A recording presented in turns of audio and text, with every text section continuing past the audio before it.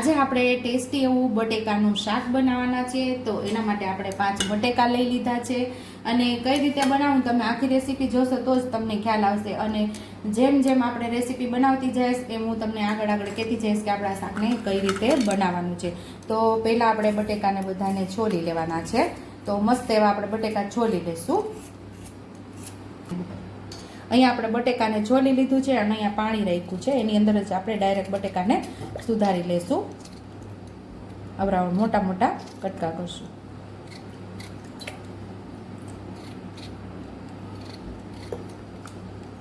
બધા બટેકાને આવી રીતે આપણે સુધારી લેવાના છે।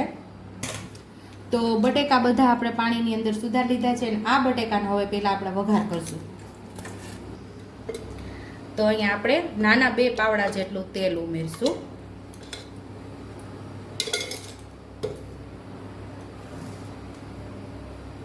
તો અહીંયા આપણું તેલ ગરમ થઈ ગયું છે તો થોડી આપણે હિંગ ઉમેરશું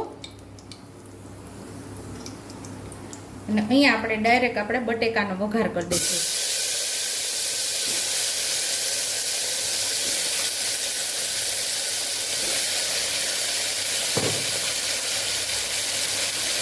અહીંયા આપણે 5 ચમચી જેટલી હળદર ઉમેરશું।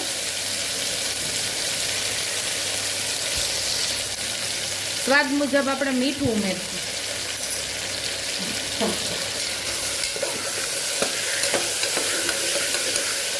હળદર મીઠાને સરસ આપણે બટેકા સાથે આપણે સાતળી લેવાના છે। ઘણીવાર તમારે એવું થતું હોય છે કે બટેટાનું શાક ખાય ને તો ફીકું લાગે, આ શાક તમને જરા પણ ફીકું નહીં લાગે ને મસ્ત એવું ટેસ્ટી બનશે। તો હવે આપણે અહીંયા એકય મસાલા કરવાના નથી, બટેકાની ઉપર પાણી આવે ને એટલું પાણી ઉમેરીને માત્ર 2 સીટી કરી લેવાની ને પછી આપણે બીજો વઘાર કરશું।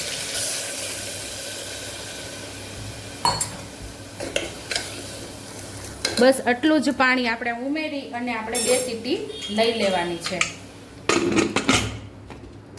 અહીંયા આપણે એક મોટી ડુંગળી લઈ લીધી છે અને એક મોટું ટમેટું લઈ લીધું છે। તો અહીંયા મિક્સર જાર લીધું છે, એની અંદર આપણે ટમેટું, આદુ અને મરચાં અને લસણને એક ગાંઠિયો લસણનો ફોલી લીધો છે।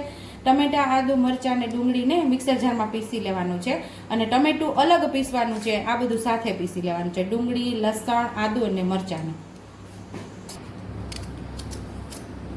મિક્સર જારની અંદર આપણે ડુંગળીને સુધારીને ઉમેરી દેવાની છે।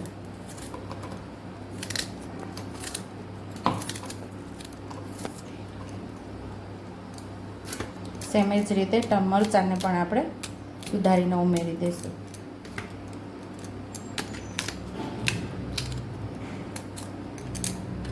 લસણને પણ સાથે ઉમેરી દઈશું। આદુની આપણે છાલ ઉતારીને ઉમેરી દઈશું। આદુને પણ કટકી કરીને સાથે ક્રશ કરી લેશું।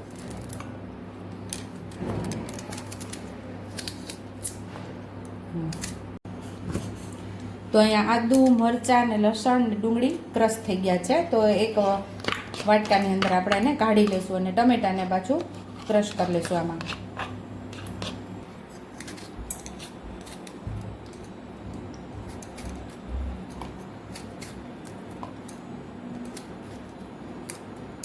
અમે ટમેટા સાથે પીસવામાં આપણે લવિંગ ઉમેરી દઈશું, ચકરી ફૂલ અને 2 થી 3 તજના ટુકડા ઉમેરી દઈશું। કારણ કે જો આપણે વઘારમાં ઉમેરીએ ને તો અમુકને આ મોઢામાં આવે ને એ ગમતું નથી અને એવું લાગે કે આ મોઢામાં આવે તો આ શાક ના ભાવે, તો આની અંદર ક્રશ કરી નાખીએ તો આનો સ્વાદ પણ બમણો થઈ જશે ને કોઈના મોઢા પણ જમતી વખતે કોઈના મોઢામાં પણ ન આવે, એટલે બહુ મસ્ત એવો આનો સ્વાદ આવી જશે। ક્રશ કરી લઈશું આને। તો અહીંયા આપણે ટમેટા પણ ક્રશ કરી લીધા છે, એટલે કે પીસી લીધું છે ટમેટાને, એને પણ સાઈડ ઉપર આપણે રાખી દઈએ। હવે અહીંયા આપણે કુકરમાં 2 સીટી થઈ ગઈ છે, હવે આપણે જોઈ લઈશું બટેકાને। તો અહીંયા બટેકા મસ્ત એવા બફાઈ ગયા છે, હવે આપણા શાકનો વઘાર કરશું આપણે। તો અહીંયા આપણે નાના 1.5 ચમચા જેટલું તેલ ઉમેરેલું છે અને અડધી ચમચી જેટલું જીરું ઉમેરશું આપણે।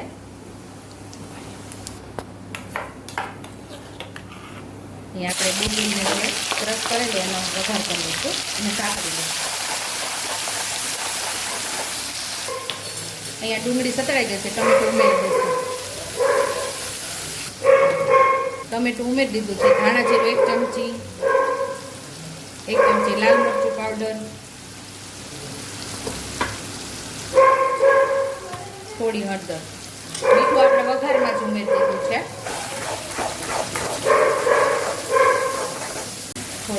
થોડા લીલા ધાણા ઉમેરી દઈશું. તેલ છૂટું પડે ત્યાં સુધી આપણે એને સાતળી દઈશું.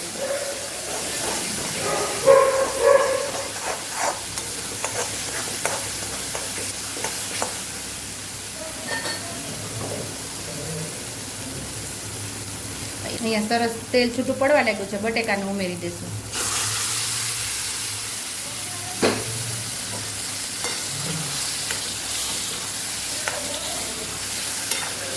તો માત્ર આપણે 1 જ મિનિટ આપણે ગ્રેવી સાથે આપણે બટેકાને ઉકાળવાના છે, એટલે ગ્રેવી સરસ આપણા બટેકા સાથે બેસી જાય, એનો સ્વાદ મસ્ત આવી જાય. શાક મસ્ત ઉકળી ગયું છે, તો સર્વિંગ બાઉલમાં હવે આપણે સર્વ કરી લઈશું. ઉપરથી આપણે લીલા દાણાથી ગાર્નિશ કરી દઈશું. તો સુપર ટેસ્ટી એવું આપણું બટેકાનું શાક તૈયાર છે. કાંઈક અલગ જ રીતે આજે આપણે બનાવેલું છે. બટેકાનું શાક તો તમે ઘણીવાર બનાવતા હશો, પણ આવી રીતે ક્યારેય નહીં બનાવ્યું હોય. એકવાર આવી રીતે ટ્રાય કરજો અને મને કમેન્ટ બોક્સમાં કમેન્ટ કરજો કે તમને આ બટેકાના શાકની રેસીપી કેવી લાગી. જો તમને મારી રેસીપી પસંદ આવી હોય તો મારી રેસીપીને લાઈક કરજો, શેર કરજો, સબસ્ક્રાઈબ કરજો, હાઈપ કરજો, બેલ આઇકોને દબાવતા ભૂલતા નહીં, અને કમેન્ટ બોક્સમાં કમેન્ટ કરજો કે મારી રેસીપી કેવી લાગી. તો આવજો.